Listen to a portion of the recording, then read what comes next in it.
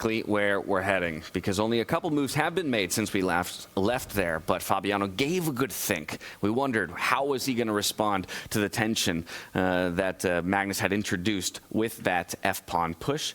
And it's 2 knight moves in a row, trying to better that knight that was previously on the H-file and on the rim. The only piece that Fabiano Caruana has moved has been that knight. He's moved it 4 times. From the edge of the board, if we just mark the route that it's had, David, just the way you're highlighting, nothing else has gone back and forth, find itself at the center, but is it even stable there? If this is how your opening play is, you get the feeling that Fabi is very uncomfortable with his position right now. I mean, he's purely trying to confuse Magnus. These moves make, well, very little logical sense, especially because the knight is hit. That's the 5th time it's moved. I'm so baffled. Piece development is the first thing, one of the first things we're taught in chess. And look at the square it's moved back to. You know, you get that knight and place it somewhere juicy, I'd still get it. From H8, it's gone all the way to D7, made 5 moves to get there. And what's it even doing? I mean, that one the most logical of the last 3, just because it was hit by the pawn, so it had to go somewhere. I really don't understand what he's trying to achieve at the moment. Maybe he was trying to provoke this pawn forward so he can hit at some point in the center, break out. This just can't work. You can't break this many opening principles and hope to have a level position. I think it's just purely the match. He's also playing tactically. This pawn cannot be captured right now because he's lured the white knight onto a square. It would be hit twice. But Magnus has completed development. He's castled, he's moved his 2 knights, moved to bishop, rook centralized. So far ahead in development. I mean, you got to throw in A3 at some point. Magnus is just going to forget about it, right? He'll just push his pawn, block that side, and then say, fine, you've made so many pawn moves, where's your assist to the attack? Nothing's playing for Fabi. Just look at the pieces. No, and there's nowhere for them to go at this point. Like, his knight can't get off the back rank, except for going to B7. That feels terrible. Yeah, loses control over some key squares in the center. His rooks have such a difficult time getting into the game. Yeah, his king feels a bit airy. His queen suffocated. And just think back and look back. Every game that Fabi has played in this match, apart from this one, there's been so much activity by him. You know, getting the G4s in early on, getting the pawn breaks with black as quickly as possible. And this has been a completely different Caruana. Yeah, so often finding harmony in the position and with his pieces. This time it's disharmony all over the board.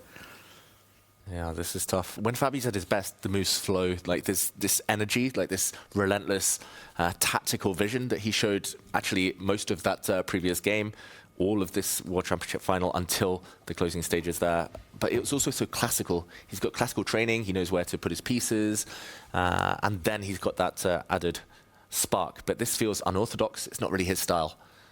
As we see a pawn capture, and now Magnus is sport for choice, which way to take back. I think most likely he'll take with a pawn, even though it's isolated, just to stop black from breaking out. Any en passants there would be very, very nice for Magnus. There we go, takes with a pawn. What to do? Again, hard to find moves, Tanya, hard to find activity for black. Yeah, I'm just trying to think of what plans, except maybe more knight moves to try to get that into the game. I can imagine one knight landing on D6, the other landing on F6. The only square I see for Fabi is that E4 point.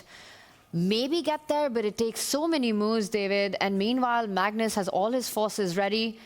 You know, bishop F2, bishop H4, knight H5 coming in.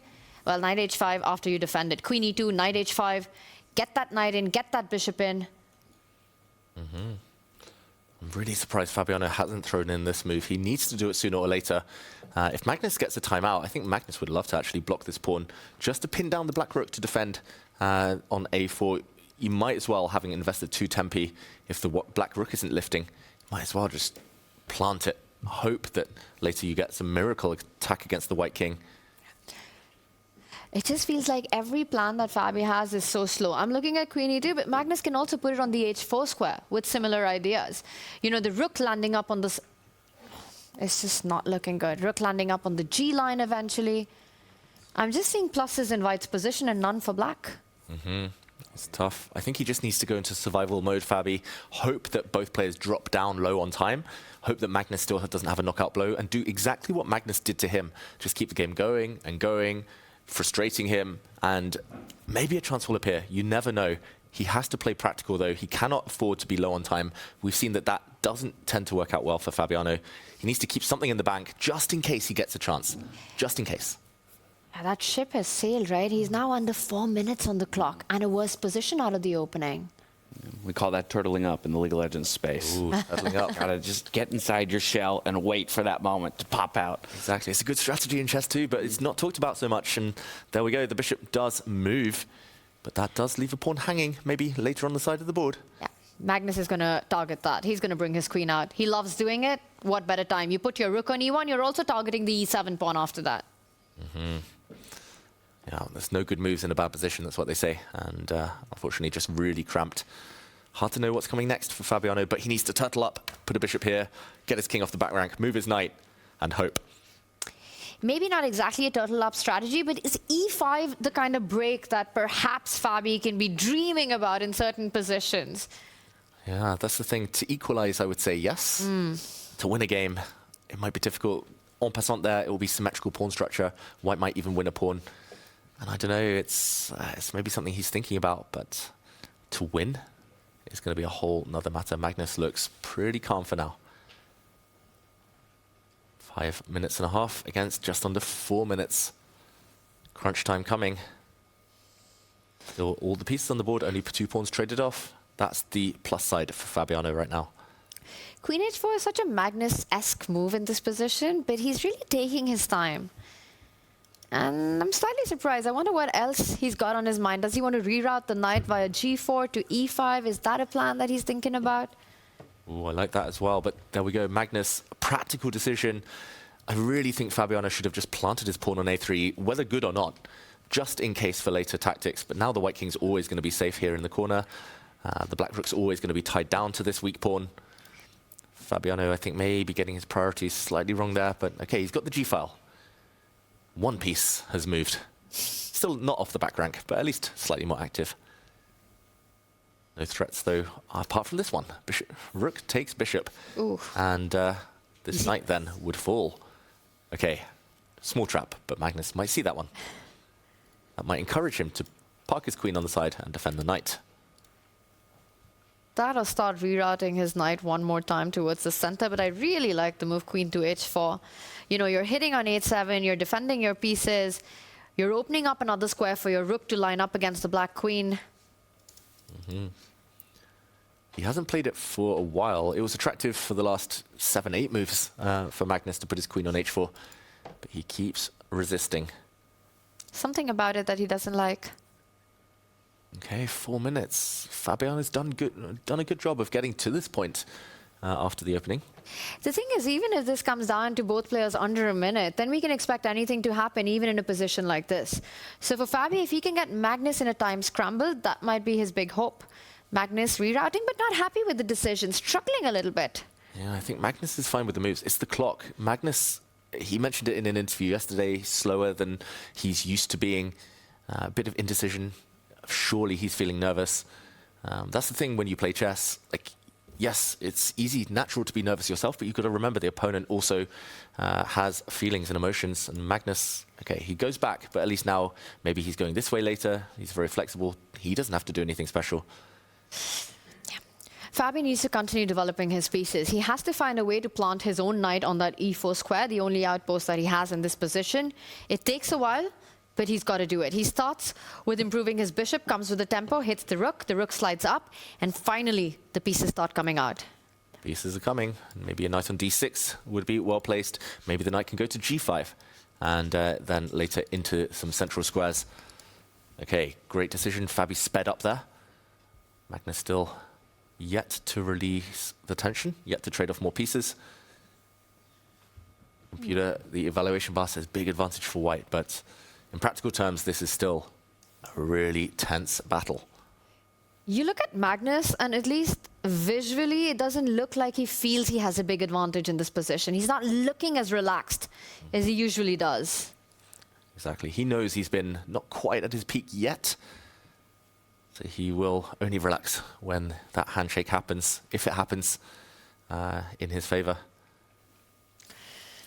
And we know he'll be satisfied with nothing less than a world title. the one that he has never claimed so far. He has tried. Back when it was Fischer Random World Championship, he lost a couple of matches, 2019, 2022, very painfully. Once in the finals, once in the semi-finals. And I'm just wondering, going with the mat strategy, trade off as many pieces, is it time for him to challenge that rook on the G line? It's an active piece for Fabiano. You know, get one of your less active pieces off the board. Rook G2. Makes a lot of sense. Very logical, very safe looking. I would play that as well, Tanya. I would not want to mess around too much if I were Magnus.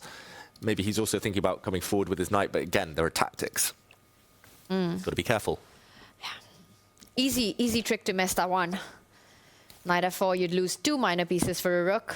That's the exact opportunity that Fabi is looking for. Magnus, he's so incredibly slow right now. You know, rook g2, it's not blundering anything. Feels like a simple move. Why is he thinking? He spent half his time on this one move, and then, okay, the knight goes over to b4, small inaccuracy. But looks good. You're hitting a pawn on c6. It gets the question mark. It's a one-move threat. And I think black can simply get the knight out of the way, as he does connect the queen, and also again eyeing that e4 square with the other knight about to jump to d6. And Magnus Carlsen finally but surely strikes in the center. A decision must be made now by Fabi. Pawn takes pawn, a big threat. Sorry. All good. That's fine. See some more tension, yep, sitting here on the board. I mean, equal clocks here. Fabiano, this is maybe the most out of tension he's been throughout this entire game. I like that the clocks have paced out, you know, James. That now it's Fabi with just a couple extra seconds, but at least it's a scramble that's coming up. And, you know, that's when blunders happen. We've seen the big turnarounds when we're talking gameplay under a minute. And call me crazy, but I actually like seeing the heart rate back in the triple digits here for Fabi. Earlier in the game, when he had dipped down into the 70s, 80s, that to me felt a bit like resignation, a bit like I was stewing in the previous game. Now, my blood's pumping again. Maybe there is something I can do here, with the clocks being a little bit more equal, with the fact that Magnus hasn't necessarily turned what looked like a very pretty, you know, early and mid-game into an overall solid advantage. There's still fighting chances. It's still uphill. Ooh, and that was a big moment. That was the only good move in the position for black. He needed to eliminate this attacking piece. The knight was threatening too much. And if he does take it, Tanya, suddenly the A-pawn might move, motor forward, suddenly counterplay. He's holding it together. Comes in with quite an idea. Fabi does. Now under 2.5 minutes. And how is Magnus going to respond to that? Does he just say, I'm going to bail out, not allowing you the trade, comes back, admits the mistake in his plan? Still keeps the tension at the center of the board. I would not want to allow bishop takes knight on a3, opening up the A-line with the king on c1. No safety on the other side of the board as well. Magnus Carlsen, clock is ticking. This is the best position Fabiano's had in ages. He needs to just stay alive. Turtle chess. This is suddenly getting fun. Okay, time advantage for black. Extra 30 seconds. And I'll point out another idea that Fabi set up. That knight, which has been horsing around, can actually even get to g5 and then eye the e4 square and the f3 infiltration into Magnus's camp. Ooh, the knight goes back. Magnus has messed around with that knight quite a lot. It came forward to f4, back to d3. Came b4, back to d3. Magnus is showing some signs of weakness here. Fabi needs to pounce. I agree with you, Tanya. Now's the time to change the pace. No more defensive moves. No. Come forward. He does. He hits the rook. There it is. Okay, maybe the other knight was better to get into that square. d5 now slightly loose once the white rook does move. Only one safe square, unless Magnus wants to sacrifice material. Again, he's slowing down. He's looking at pawn takes pawn, thinking about it, but that's a big risk in this mat situation that Magnus is in, if he gives up that exchange on d2. Wow, there's no reason to risk it for Magnus, but he's tempted. He's down to just over a minute. He wants to give up the exchange. He loves giving up material, but nope. He keeps his rook on the board. Now, problems for Fabiano. There's an undermining of the pawn in the center here. Not too comfortable. Black is really weak on the light squares, Tanya. This is getting extremely tense, and for both players, barely any time on the clock. Fabi trying to calculate, the calculation beast. as he's known. Rook takes rook. Does that work out? The pawn on c4 hanging, or does he keep the tension by blocking the g line, keeping more pieces on the board? Get that knight to the center of the board, but d5 is soft. Very tough position to play out with a minute and a half on the clock. It's a race against time. What to do for Fabiano? One of the best moves might even to be going back with the knight, back where it came from. Small slip. He could have used the other knight. If he could just improve this one piece, he'd be right in it. But look at Magnus, David. It feels like he's getting a bit nervous right now. For sure. He is human. He might be the GOAT, but he's also part human. A very small part. As Magnus CARLSEN is human. Okay, Fabiano needs to decide. He's about to dip under 1 minute. He goes forward with his knight. That is a risk, but he does have threats. Knight into f3 would attack several pieces at once.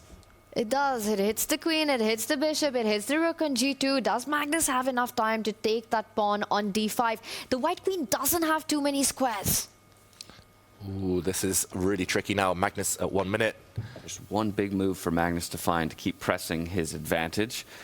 Knight jumping forward, e5. That's not obvious. I'm going to say that's not easy. No. There must be a temptation to take this pawn in the center. That would backfire. That actually only helps black. But jumping in, that covers this square, forces some favorable exchanges. And the reason that it's hard to make that move is because you're looking at the bishop trade and the forcing line of the knight moving forward to f3 anyway. And what that does is gives the white queen the square on b4 to escape if the trade was to happen. Will Magnus find it? Chrono 24 reminding him that he's got to keep track of his time there. 25 seconds on the clock. Oh my goodness. Magnus CARLSEN, he's had an edge this entire time. He does go for the pawn trade. And Fabi steps in. Fabi's quick to capitalize on it. He's jumped in with the knight to f3. Game on. That queen is almost trapped. There is real tension now. Magnus might have to sacrifice some material, give up his rook for this powerful, powerful knight. He can trade off rooks first, but suddenly this is chaos. This is such a messy position. Rook's off the board. He does it. Queen takes rook instantly. No squares for the white queen. Notice how the light squared bishop that Fabi has will x-ray it wherever it goes. Magnus is about to go down in exchange. But He's got to take that knight. Only move. Only move in the position. And then go for that c6 pawn. Does Magnus believe in that? Doesn't find it. Oh my goodness, Fabi winning for the second time in this match. Fabiano can win material now if he's accurate with this knight jump. As Tanya said, X-ray vision on the queen. He can jump his knight out the way. Whoa, it misses the opportunity. Moves just a little too quick with some time on the clock. Knight fd2 was a winning move, taking this rook. And at the end, this bishop on g1 would have fallen.